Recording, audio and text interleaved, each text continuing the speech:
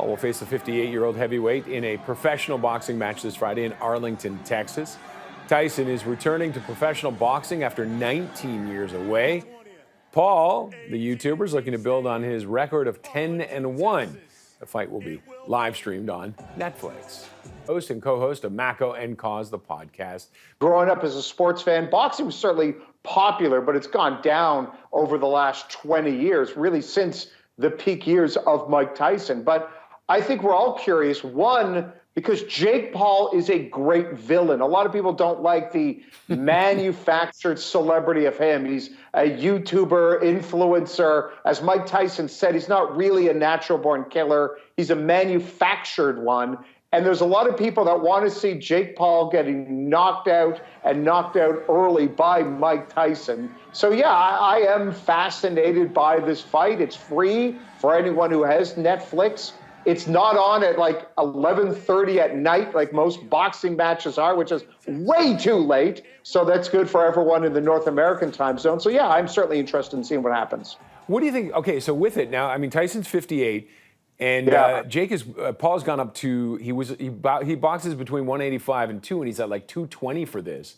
That's a huge jump for weight. It is. It's a massive one. And to be fair to Jake Paul, there's a lot of slings and arrows we can throw his way, but he has taken the boxing thing very seriously for a decade, and he is in great shape. And you can see his commitment to it as well. But yes, that certainly changes the way he's going to fight. But the other big one you mentioned is the age difference. Yes, Mike Tyson is a professional boxer, one of the greatest of all time. But he hasn't boxed in nearly 20 years beyond an exhibition match against Roy Jones Jr. And I think that's the one concern. A guy who's like 30, 31 years older than his opponent, what is that going to do in terms of conditioning? I think if for a prediction for the fight, if Tyson's going to win, it's going to be early. The longer the fight goes on, I think gives Jake Paul the advantage just because of conditioning. I think what we all want to see is Mike Tyson power punch early is, I think that's the way for the road for Mike Tyson to win. If you look at it from the betting perspective, Jake Paul is actually a favorite next Friday night. Really? What they're doing when they set these lines. Also, you have to remember, this fight was supposed to be, I think, in late May, and it got postponed because Mike Tyson had an ulcer issue.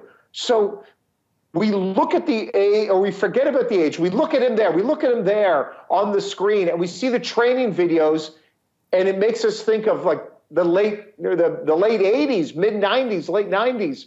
That's a long time ago. And Paul is certainly is taller. The weight is about the same. So right. Again, I got to wrap you up there. We're almost out of time. It's supposed to 8 rounds max, 2 minutes each.